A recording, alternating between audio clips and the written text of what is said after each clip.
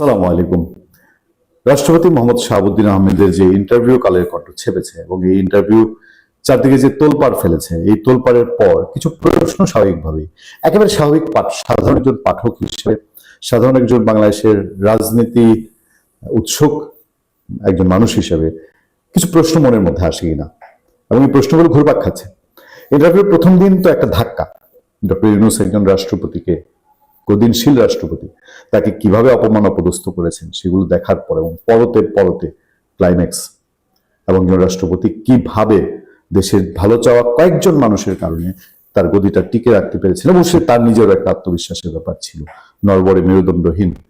ইয়াজউদ্দিন তাজউদ্দিন এই টাইপের যদি রাষ্ট্রপতি হতো তাহলে এতদিনে মনে হয় না এই চেয়ারে রাষ্ট্রপতি মোহাম্মদ শাহাবুদ্দিন চুপ্পু থাকতেন বা থাকতে পারতেন। তার নিজের অবশ্যই ক্রেডিট আছে, কিন্তু কিছু জিনিস ধরেন আমরা প্রথমেই প্রশ্ন তুলেছি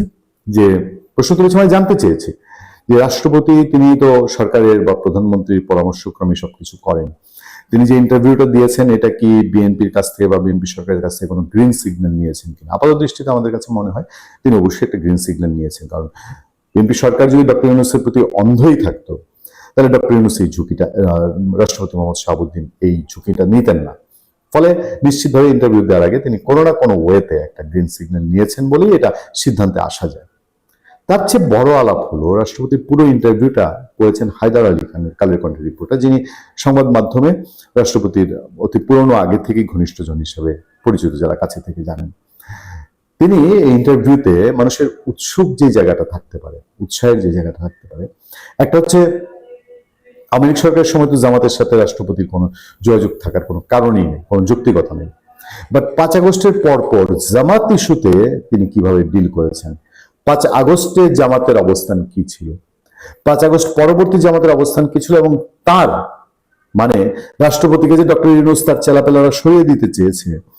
সেই ক্ষেত্রে তিনি বিএনপির কথা জানিয়েছেন যে বিএনপি কি অবস্থান নিয়েছে, বিএনপি তার পক্ষ নিয়েছে, কিন্তু জামাতে ইসলামী কি অবস্থান নিয়েছে এইটা কিন্তু তিনি নিজে তার ইন্টারভিউতে প্রকাশ করেননি। আমরা বুঝতে পারি, আমরা ধারণা করতে পারি জামাতের অবস্থান কি ছিল,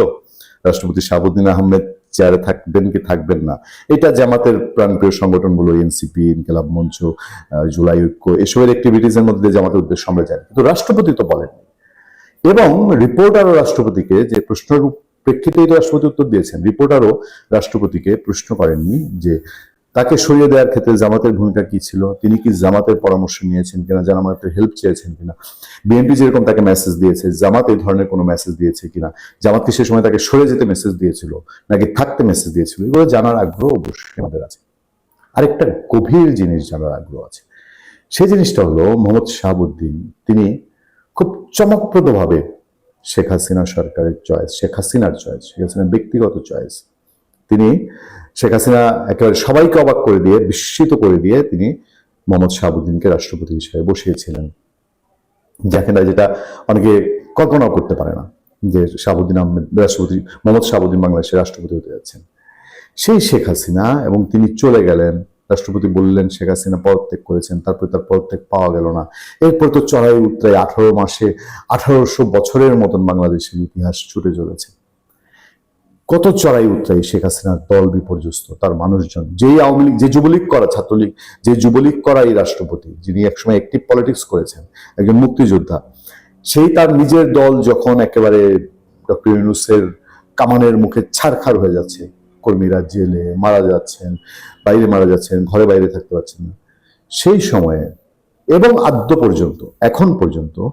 সাবেক প্রধানমন্ত্রী শেখ হাসিনার সাথে রাষ্ট্রপতি মোহাম্মদ শাহাবুদ্দিনের কতবার কথা হয়েছে, কি কথা হয়েছে, এখনো কথা হয় কিনা, এই প্রশ্নগুলা নিশ্চয়ই একজন স্বাভাবিক সাধারণ পাঠক হিসেবে আমাদের মনে ওঠার কথা, এবং সেগুলোই উঠছে। আমরা সেগুলোর উত্তর পাইনি, উত্তর কখনো পাবো কিনা আমিও জানি না, আমরা জানি না। এবং এই সাথে সাথে আরো একটা চিন্তা আমার মাথায় কাজ করে, সেটা হলো রাষ্ট্রপতি শাহাবুদ্দিন আহমেদ, বিএনপি সরকার বলি বা তারেক রহমান বলি, তাদের এখন আস্থা অর্জন করতে পেরেছেন, তাদের কাছাকাছি গিয়েছেন, তাদের একটা অন্তত বিএনপি রাষ্ট্রপতি চেয়ারটার যে সম্মান, আমি শাহাবুদ্দিন আহমেদ বলবো, মোহাম্মদ শাহাবুদ্দিন বলবো না, চেয়ারটার সম্মান বিএনপি যে দিচ্ছে, এটা বাংলাদেশের মানুষের কৃতজ্ঞ থাকা উচিত। বা তারেক রহমান যে চেয়ারটার সম্মান দিচ্ছেন, তো এই চেয়ারটা যে সম্মান দিচ্ছেন, শাহাবুদ্দিন আহমেদ আওয়ামী লীগ অ্যাপয়েন্টেড, তার সাথে যদি শেখ হাসিনার যোগাযোগ থেকে থাকে মানে আছে কি নাই আমরা জানি না, যদি থেকে থাকে তাহলে তারেক রহমান এটা জানেন নিশ্চয়ই, এবং থাকলে সেটা এখন কি পরিসরের যোগাযোগ, কি ধরনের যোগাযোগ, বা এখানে কোনো মধ্যস্থতা যোগাযোগ কিনা, বা সার্জিসরা এখন যে চিল্লাফাল্লা করছে যে ইলেকশনের আগে বিএনপি দাঁড়ে দাঁড়িয়ে গেছে আওয়ামী লীগের সব জায়গায়, আওয়ামী লীগের সঙ্গে গোপনে বিকেলে রাতে মিটিং হয়েছে এবং সেই মিটিং এর মধ্যে দিয়ে আওয়ামী লীগের সমস্ত ভোট বিএনপি পেয়েছে, এই যে সার্জিসরা চিল্লাচিল্লি করছে এটা কতটুকু সত্য? আমি আওয়ামী লীগের ভোট বিএনপি শেখ হাসিনার সাথে রাষ্ট্রপতির যোগাযোগ কতটা কেমন? চেতনা, মুক্তিযুদ্ধ, প্রগতিশীলতা, ধর্ম যে হুমকির মুখে পড়েছিল, সেখানে আওয়ামী লীগ বিএনপি ভোটের রাস্তায় এক জায়গায় হওয়া ছাড়া কোনো বিকল্প কিছু ছিল না। বাট আমাদের জানার আগ্রহ তৈরি হয় বলেই প্রসঙ্গগুলোর আমার অবতারণা। আরো একটা যে কারণে আমরা রাষ্ট্রপতি এবং শেখ হাসিনার যোগাযোগের বিষয়ে আগ্রহী, স্বাভাবিকভাবেই, অন্য কোনো বিতর্ক থেকে না, স্বাভাবিক মনের প্রশ্ন থেকে, উৎসাহ থেকে, আগ্রহ থেকে, যে এর আগে রয়টার্সের ইন্টারভিউতে রাষ্ট্রপতি মোহাম্মদ শাহাবুদ্দিন তাকে রয়টার্স প্রশ্ন করেছিল যে শেখ হাসিনার সাথে তার যোগাযোগ আছে কিনা। এবার সাংবাদিকে প্রশ্ন করেননি, আমি জানি না মিউচুয়াল আন্ডারস্ট্যান্ডিং এই প্রশ্নটা